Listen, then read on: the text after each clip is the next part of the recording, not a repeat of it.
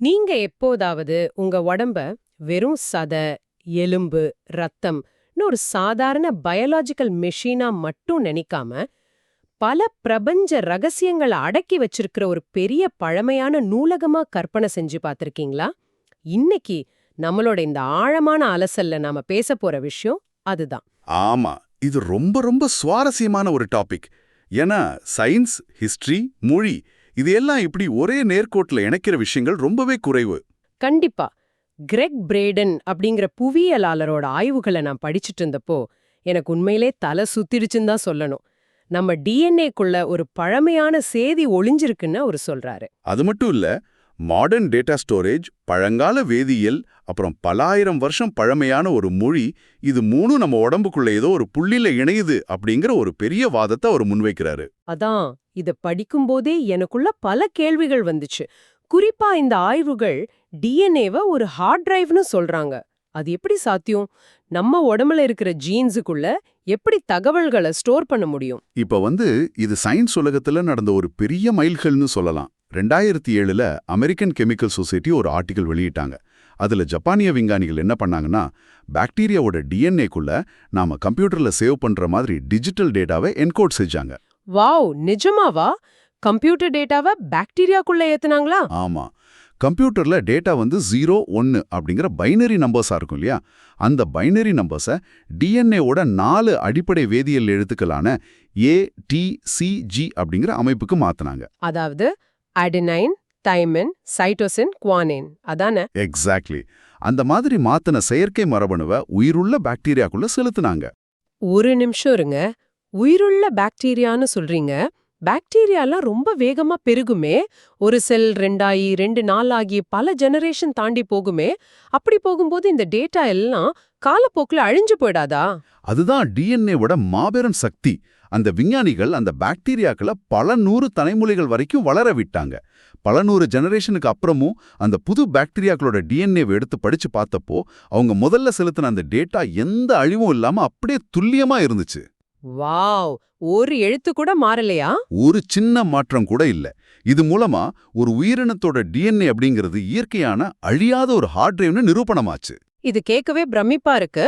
ஆனா நம்ம சாதாரண கம்ப்யூட்டர் ஹார்ட் டிரைவை விட இது எந்த விதத்துல பெஸ்ட்னு சொல்றாங்க? ஸ்டோரேஜ் கெபாசிட்டியில தாங்க. நம்ம சிலிகான் சிப்ஸ் எல்லாமே அடிப்படையில 2D அமைப்பு, அதாவது தட்டையானது. ஆனா டிஎன்ஏ ஒரு 3D டபுள் ஹெலிக்ஸ் அமைப்பு. அத ரொம்ப சின்ன இடத்துக்குள்ள கோடிக்கணக்கான முறை மடிச்சு வைக்க முடியும். ஓஹோ, அதாவது சைஸ் ரொம்ப சின்னது, ஆனா ஸ்பேஸ் அதிகம். ஆமா, இது எவ்ளோ பிரம்மாண்டமானதுன்னா, அமெரிக்கால இருக்கிற லைப்ரரி ஆஃப் காங்கிரஸ் பத்தி நீங்க கேள்விப்பட்டிருப்பீங்க. உலகத்தோட மிகப்பெரிய நூலகம் அது. அதுல இருக்கிற பல மில்லியன் புத்தகங்கள், ஆவணங்கள் எல்லாத்தையும் டிஜிட்டலா மாத்தி வெறும் சில கிராம் எடை கொண்ட பாக்டீரியாவோட டிஎன்ஏக்குள்ள சேவ் பண்ணிட முடியும். வாவ், அப்போ டிஎன்ஏ அப்படிங்கிறது ஒரு பயாலாஜிக்கல் கிளவுட் ஸ்டோரேஜ் மாதிரி செயல்படுது. உலகமே அழிஞ்சு போனாலும் ஒரே ஒரு பாக்டீரியாவும் அதை படிக்கிற மெஷினும் இருந்தா போதும், மனித குலத்தோட மொத்த அறிவையும் மீட்டுடலாம். நிச்சயமா, அந்த அளவுக்கு டிஎன்ஏக்கு டேட்டாவை தாங்குற திறன் இருக்கு. சரி, இங்கிருந்து தான் எனக்கான மிகப்பெரிய கேள்வி ஆரம்பிக்குது. நாம இப்போ டெக்னாலஜியை யூஸ் பண்ணி ரொம்ப புத்திசாலித்தனமா டிஎன்ஏல டேட்டாவை எழுதுறோம். அப்போ பல காலங்களுக்கு முன்னாடி யாராவது அல்லது ஏதோ ஒரு மாபெரும் சக்தி நம்ம டிஎன்ஏக்குள்ள ஏதாவது ஒரு மெசேஜை ஏற்கனவே எழுதி வச்சிருக்க முடியுமா? எக்ஸாக்ட்லி. இதே கேள்வியை தான் கிரெக் பிராடன் கேட்கிறாரு. அவரோட ரிசர்ச் மொத்தமும் இந்த கேள்வியிலிருந்து தான் ஆரம்பிக்குது. அவர் பேசிக்கா ஒரு புவியியலாளர், பரிணாம வளர்ச்சியை ரொம்ப ஆழமா நம்புறவரு. தாவரங்கள், விலங்குகள்னு எல்லாத்துலயும் அந்த மெதுவான பரிணாம வளர்ச்சிய அவர் தொதைப்படிமங்கள், அதாவது ஃபாசில் ரெக்கார்ட்ஸ்ல பார்த்திருக்காரு. ஆனா மனிதர்களை பொறுத்த வரைக்கும் மட்டும் அந்த பரிணாம விதி ஒரே இடத்துல ரொம்ப முரண்படுதுன்னு அவர் சொல்றாரு. மனிதர்களுக்கு மட்டும் ஏன் முரண்படுது? குரங்குகள்ல இருந்து மெதுவா நிமிர்ந்து நடந்து ஆயுதம் செஞ்சு மனிதனா மாறணும் தானே நம்ம ஸ்கூல்ல படிச்சிருக்கோம். அதுல என்ன சிக்கல்? அந்த செயின்ல ஒரு பெரிய கேப் இருக்குன்னு அவர் சுட்டி காட்டுறாரு. சுமார் 2 லட்சம் வருஷங்களுக்கு முன்னாடி அதாவது தோராயமா ஒரு 10,000 தலைமுறைகளுக்கு முன்னாடி வரைக்கும் நடந்த பரிணாமம் வேற. ஆனா அந்த குறிப்பிட்ட காலத்துல மனிதர்கள் எந்த ஒரு மெதுவான மரபணு மாற்றமும் இல்லாம திடீர்னு ஒரு பெரிய பாய்ச்சலை சந்திச்சாங்க. அதாவது மெதுவா மாறாம சடனா மாறிட்டோம்னு சொல்றீங்களா? ஆமா, நம்ம மூதாதையர்களோட பாசில்ல இருந்து எடுத்த டிஎன்ஏவை இன்னைக்கு இருக்கிற நம்ம டிஎன்ஏவோட ஒப்பிட்டு பார்க்கும்போது அறிவாற்றல்லையும் உடல் அமைப்புலையும் மனிதன் திடீர்னு இப்ப இருக்கிற அதே தோற்றத்தோட முளைச்சிருக்கான். ஓ, அப்போ ஒரு நீண்ட கால மெதுவான ரேண்டம் மியூட்டேஷனோட விளைவா நாம உருவாகலையா? அவர் தரவுப்படி இல்ல. 2 லட்சம் வருஷத்துக்கு முன்னாடி எப்படி ஒரு திடீர் வடிவத்தை பெற்றாமோ அப்படிதான் நம்ம இன்றும் இருக்கோம். அப்படின்னா மனித உருவாக்கம் அப்படிங்கிறது வெறும் தற்செயலான ஒரு உயிரியல் விபத்து இல்ல, அது ஏதோ ஒரு வகையில திட்டமிடப்பட்ட ஒரு செயல்னு அவர் வாதாடுறாரா? ஆமா, இது சயின்ஸ் உலகத்துல பல விவாதங்களை உருவாக்கின கருதுகோள் தான். இருந்தாலும் அவர் இதை ரொம்ப அழகா ஒரு உதாரணத்தோட விளக்குறாரு. இப்ப ஒரு சிறந்த ஓவியர் பல மாசமா வரைஞ்ச ஒரு தலசிறந்த ஓவியத்தோட மூளையில பெருமையா தன்னோட கையெழுத்த போடுவார் இல்லையா? ஆமா, சிக்னேச்சர் போடுவாங்க. அதே போல மனிதன் அப்படிங்கிற அந்த நுட்பமான படைப்பை உருவாக்கின அந்த சக்தி, அது இயற்கையோ பிரபஞ்சமோ எதுவா வேணாலும் இருக்கட்டும், அது தன்னோட கையொப்பத்தை நம்ம உடம்போட ஒவ்வொரு செல்லிலையும் விட்டுட்டு போயிருக்கணும்னு அவர் நம்புறாரு. வாவ், கேட்கவே ரொம்ப இன்ட்ரெஸ்டிங்கா இருக்கு. அதாவது நம்ம உடம்புல இருக்கிற 50 ட்ரில்லியன் செல்களையும் நம்ம வெறும் கெமிக்கலா பார்க்கக்கூடாது. ஒவ்வொரு செல்லும் ஒரு பெரிய நூலகம். அதுல இருக்கிற குரோமோசோம்கள் புத்தகங்கள், மரபணுக்கள் பத்திகள் மற்றும் வாக்கியங்கள்னு அவர் சொல்றார். ஒரே நிமிஷம் இருங்க. இது கேட்கறதுக்கு ஒரு நல்ல கவிதை மாதிரி இருக்கு. ஆனா எனக்கு இங்க ஒரு பெரிய சந்தேகம் வருது. நம்ம டிஎன்ஏ அப்படிங்கிறது முழுக்க முழுக்க வேதியியல் கூறுகளால் ஆனது. ஆனா நாம இப்ப கையொப்பம், வார்த்தைகள், நூலகம்னு பேசிட்டு இருக்கோம். சரி. மாடர்ன் சயின்ஸான கெமிஸ்ட்ரியையும் பலாயிரம் வருஷம் பழமையான மனித மொழிகளையும் எப்படி ஒன்னோட ஒன்னு இணைக்க முடியும்? இது சம்பந்தமே இல்லாத ரெண்டு விஷயங்கள, அதாவது ஆப்பிளையும் ஆரஞ்சையும் ஒப்பிடுற மாதிரி இல்லையா? நீங்க கேட்கறது ரொம்ப லாஜிக்கலான கேள்விதான். பிராடன் தன்னோட ரிசர்ச்சை வெளியிட்டப்போ பல சயின்டிஸ்ட்களும் இதே கேள்வியை தான் கேட்டாங்க. இதை புரிஞ்சுக்க நாம டிஎன்ஏவோட கெமிக்கல் பேஸ்க்கு போகணும். சரி, சொல்லுங்க. நம்ம டிஎன்ஏ 4 அடிப்படை வேதியியல் கூறுகளால் ஆனது. ஏடிசிஜின்னு முன்னாடி சொன்னோம் இல்லையா? இந்த 4ஐயும் பிரிச்சு பார்த்தா அது வெறும் 4 தனிமங்களால மட்டும்தான் உருவாகியிருக்கு. ஹைட்ரஜன், நைட்ரஜன், ஆக்சிஜன், அப்புறம் கார்பன். ஓகே, பூமியில இருக்கிற கார்பன் அடிப்படையிலான எல்லா உயிரினங்களும் இந்த 4 தனிமங்களோட கலவை தான். இது சயின்ஸ். ஆமா. ஆனா இதுக்கும் பழமையான மொழிகளுக்கும் உள்ள தொடர்பு எங்க வருது? ஒரு ரசாயன மூலக்கூறு எப்படி திடீர்னு வார்த்தையா மாறும்? அத புரிஞ்சுக்க அவர் கெமாட்ரியா அப்படிங்கிற ஒரு பழமையான முறையை கையில் எடுக்கிறாரு. இத நீங்க நியூஸ் பேப்பர்ல வர சாதாரண நியூமராலஜின்னு நினைச்சிடக்கூடாது. அப்புறம் என்னது? கெமாட்ரியா அப்படிங்கிறது கிபி 2ஆம் நூற்றாண்டுல உருவாக்கப்பட்டு 32 ராபினிக்கல் விதிகளால கடுமையா கட்டுப்படுத்தப்படுற ஒரு பழமையான சிஸ்டம். பழங்கால மக்கள் மொழியையும் கணிதத்தையும் தனித்தனியா பார்க்கல. ஓஹோ. கியூனிஃபார்ம், சமஸ்கிருதம், அரபு, அப்புறம் ஹீப்ரு ஆகிய 4 அடிப்படை மொழிகளுக்கும் எண்களுக்கும் இடையே இருக்கிற பிரிக்க முடியாத தொடர்பை இந்த விதிகள் விளக்குது. பழங்கால எழுத்துக்கள் ஒவ்வொன்றுக்கும் ஒரு குறிப்பிட்ட நம்பர் உண்டு. அதை எந்த காரணத்துக்காகவும் மாத்த மாட்டாங்க. அப்படியா? அப்போ இந்த 32 விதிகளின் அடிப்படையில தான் நாம கெமிஸ்ட்ரியையும் பழமையான மொழியையும் இணைக்க போறோமா? அந்த சீக்ரெட் கோடை எப்படி அவர் பிரேக் பண்றாரு? ரொம்ப சிம்பிள். மாடர்ன் பீரியாடிக் டேபிளையும் பழமையான எழுத்து முறைகளையும் இணைக்க அவர் நம்பர்ஸை யூஸ் பண்றாரு. கெமிஸ்ட்ரியில ஒவ்வொரு தனிமத்துக்கும் ஒரு அணுநிறை, அதாவது அட்டாமிக் மாஸ் இருக்கும். அந்த நம்பரை எடுத்து கெமாட்ரியா முறையோட இணைக்கிறாரு.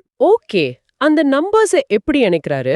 கெமாட்ரியால இருக்கிற பித்தாகோரியன் முறைப்படி நாம இந்த அட்டாமிக் மாஸ் நம்பர்ஸை ஒற்றை இலக்கமா சுருக்கணும். சரி, இந்த கணக்கு நாமளே செஞ்சு பாப்போமே.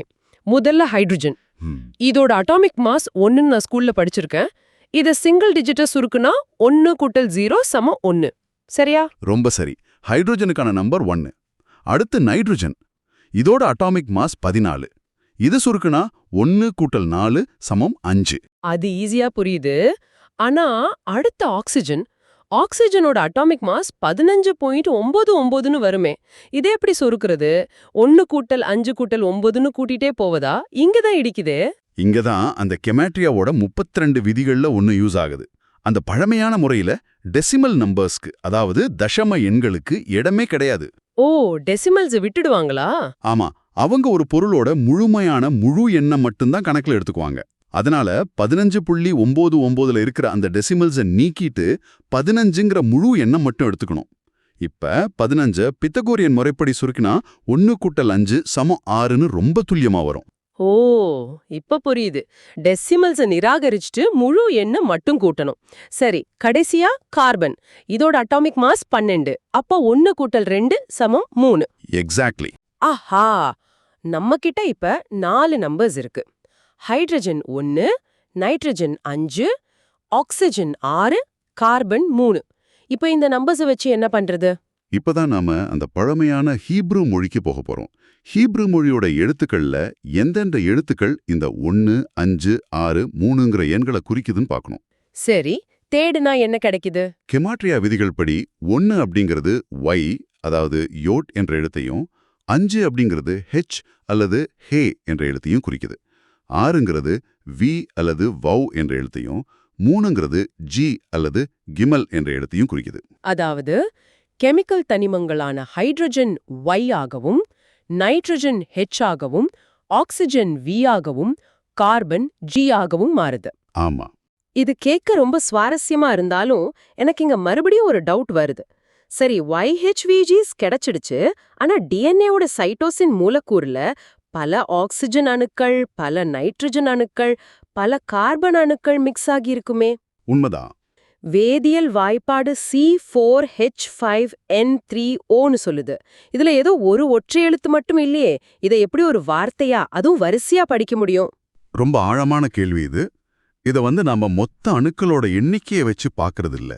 டிஎன்ஏ இழையோட ஸ்ட்ரக்சரல் பேக்போனை வச்சு பார்க்கறோம். ஸ்ட்ரக்சரல் பேக்போனா? அப்படின்னா, இப்ப டிஎன்ஏவை ஒரு நீண்ட ஏணியா கற்பனை செஞ்சுக்கோங்க. அந்த ஏணியோட ஒவ்வொரு படியும் ஒரு கெமிக்கல் பாண்ட். அந்த பிணைப்புகள்ல எந்த தனிமம் மையமா, அதாவது கோர் டாமினன்ட் எலமெண்டா செயல்படுதுன்னு ஒரு வரிசை இருக்கு. ஓகே, அந்த வரிசை எப்படி இருக்கு? அதாவது 2 இழைகளை இணைக்கிற ஹைட்ரஜன் பிணைப்புகள் முதல்ல, அடுத்த அடுக்குல நைட்ரஜன் வளையங்கள், அதுக்கப்புறம் ஆக்சிஜன் மற்றும் கார்பன் அமைப்புகள்னு ஒரு குறிப்பிட்ட ஸ்ட்ரக்சரல் சீக்வன்ஸ் சைட்டோசின், குவானைன் மாதிரி அடிப்படைகள்ல திரும்ப திரும்ப வருது. இந்த ஆதிக்க தனிமங்களோட வரிசையை எழுத்துக்களா மாத்தும்போது தான் எந்த முரண்பாடும் இல்லாம தொடர்ச்சியா YHVG அப்படிங்கிற ஒரு சங்கிலி தொடர் அமைப்பை நம்ம டிஎன்ஏவுல பார்க்க முடியுதுன்னு பிராடன் விளக்குறாரு. ஆஹா, அப்போ அந்த வேதியியல் கட்டமைப்பு ஒரு மொழியா, ஒரு வாக்கியமா மாறுது. சரி, இந்த YHVG அப்படிங்கறதோட அர்த்தம் தான் என்ன? இதுக்கும் நமக்கும் என்ன சம்பந்தம்? இதை நாம டிரான்ஸ்லேட் பண்ணணும். பழமையான விவிலிய ஹீப்ரு மொழியில ஒரு யுனிக்கான விஷயம் இருக்கு.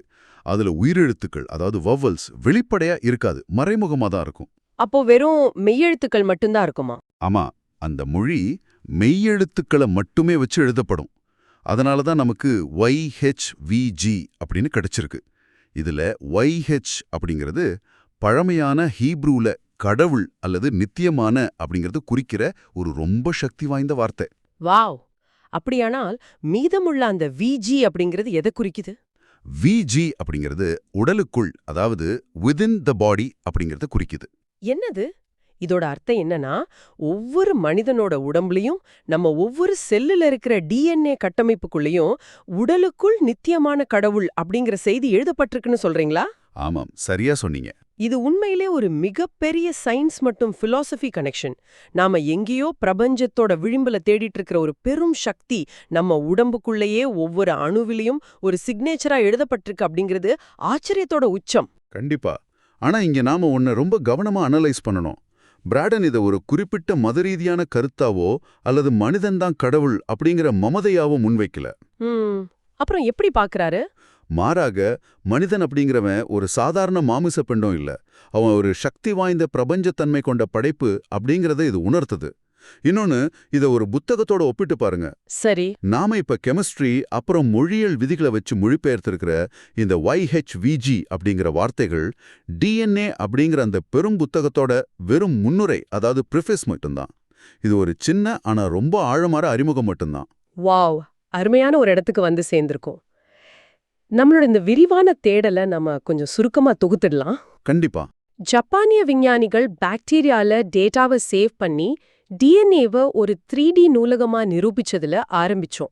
அப்புறம் மனித பரிணாமத்துல இருக்கிற 2 லட்சம் வருஷ கால புதிரை உடைச்சு அந்த திடீர் பாய்ச்சல்ல மறைஞ்சிருக்கிற படைப்பாளியோட கையொப்பத்தை பத்தி விவாதிச்சோம். ஆமா.